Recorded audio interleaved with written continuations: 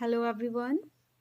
Today I am going to deal the chapter number 10 in English 2, that is the magic wrap. And students, you know very well the meaning of magic. Jadoo. Magic, it's a mantra. And wrap, cover or enclose in soft materials. So before dealing this chapter, I'm going to give you homework to write the hard words in your English 2 notebook and write the synonym of it also. Okay, so please note down the hard words. First one is stripes, ancestors, sturdiest, gleamed, recesses, ornaments, rubies, emeralds, casket, dazzled, eagerly, disaster, and wrap. So here is the meaning of these hard words. Ancestors means forefather. Sturdiest, strong. Gleamed, shine, glow. Recesses, leave, means leisure time. Dotted, love someone very much. Ornaments, jewelry. Emerald, a gemstone. Casket, box. Dazzled, blinding. Eagerly, excitedly. Chant, mantra. Disaster, difficulty. Wrap, cover.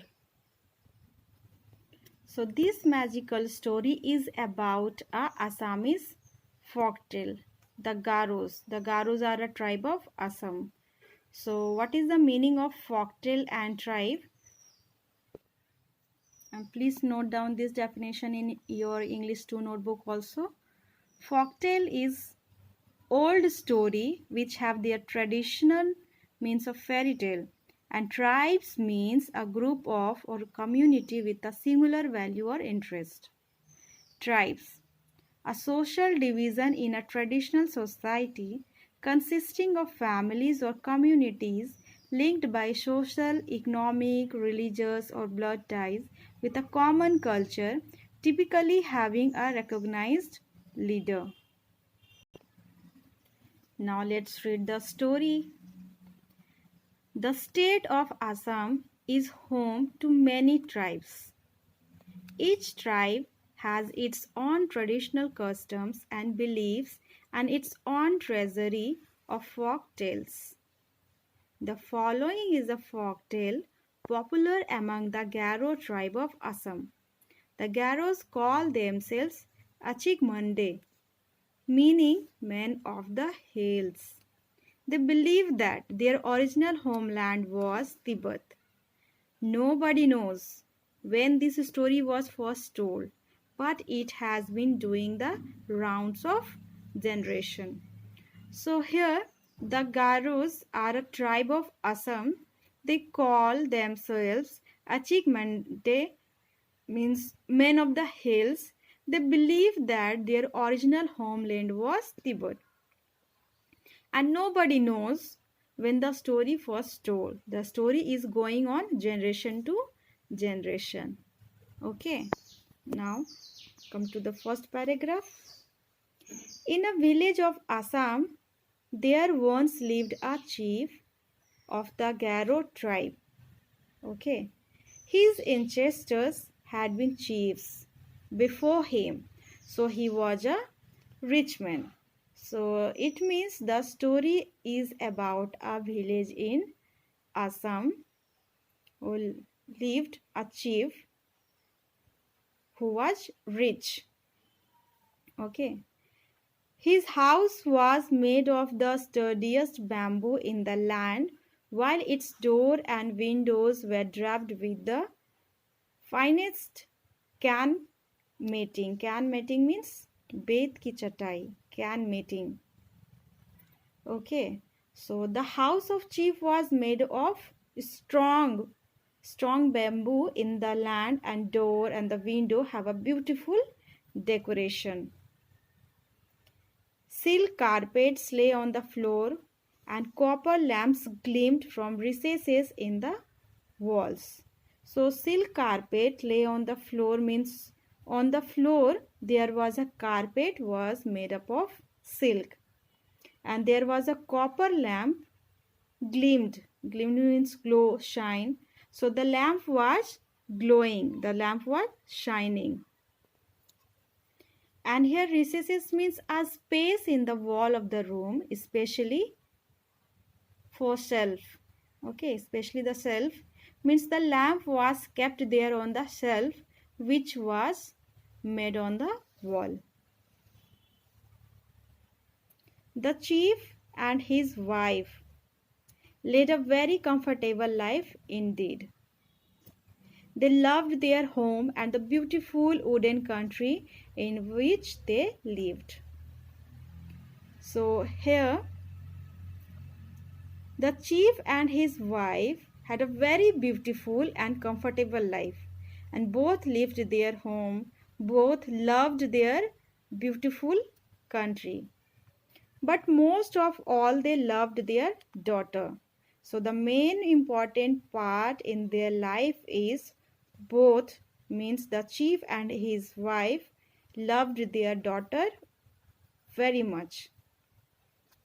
So, he was an only child, good natured and lovely to look at. The chief and his wife doted on her. So, here she has, means her daughter has a good nature and she was very good. And the chief and the wife loved his daughter very much. She was beautiful and she had a good nature. When the girl grew up, she fell in love with a young man from her own tribe. So when the girl grew up, she had fallen in love with young man from her own tribe. And the man from his own tribe means the man from the group of person, or you can say group of community of their own tribe. Her parents liked the boy and the marriage was settled. So here parents, the chief and her mother liked the boy and marriage was settled. Settled means the marriage was fixed. After marriage, the bride and the groom were to move in with the chief and his wife. On the eve of the wedding, the girl's mother took her aside and said, "My child," as wedding gifts. The wedding day, her mother is going to be with his daughter and took her beside and said, "My child, this is your wedding gift. I am giving you garments made of the softest silk. I am also giving you ornaments made of gold and studded with rubies, emeralds. But one more gift I am giving you, and that to me is the most precious of them all." So here the bride, means the chief's daughter, the bride received garments made of the softest silks, ornaments made of gold and studded with rubies and emeralds. And her mother is saying that, "I am giving you one more gift also, and that one is very precious of them all." The mother said something under her breath. Then, unlocking a stout wooden casket, she took out a wrap made of silk and embroidered with 1,000 flowers in all the colors of the rainbow. So, after saying that, mother with heavy breath, and what she did, she opened the big box, okay, wooden casket, means box is made up of wood. So he took out the silk cloth. The silk cloth was known as wrap. She took it out and the cloth was made of silk and heavy embroidery over that clothes, and there are thousands of flowers, and those flowers were made up of many combination of rainbow. They shone so they dazzled the eye. Oh mother, cried the girl, and stretching out her hand eagerly. So as soon as the wrap is shine so brightly that eyes dazzled. And what she said, oh mother, and she cried, this is so beautiful, and she started shaking her hand out just to take that wrap. But her mother snatched it away. Don't, she cautioned. Don't you touch that wrap before you know the story behind it.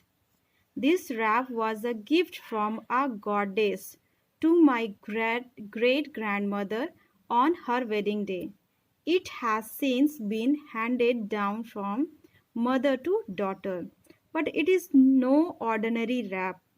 Before you touch it, you must chant a magic spell that I shall teach you.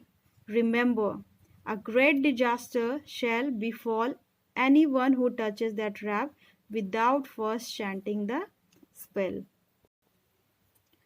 So, in this paragraph, as soon as the mother snatched away the cloth, and what she said, don't touch it until you don't know the story behind this cloth. The bride's mother told her that the wrap was a gift from a goddess to her great grandmother on her wedding day. Since then, it has been handed down from mother to daughter, and it was no ordinary wrap. Before touching it, the bride would have to chant a magic spell that her mother would teach her. Okay, now come the next paragraph. The girl soon learned the spell. She assured her mother that on no account would she touch the wrap without first chanting the spell. When she had admired the wrap to her heart's content, it was replaced inside the casket and securely locked. The following day, the girl was married and began to live happily with her husband. But he knew nothing about the secret of the wrap. So, here the girl learned the spell and assured her mother that on no account would she touch the wrap without first chanting the spell, and she kept it back in the casket and locked it securely. Okay, students. So the rest part from here we will discuss in next class. So till then, have a nice day.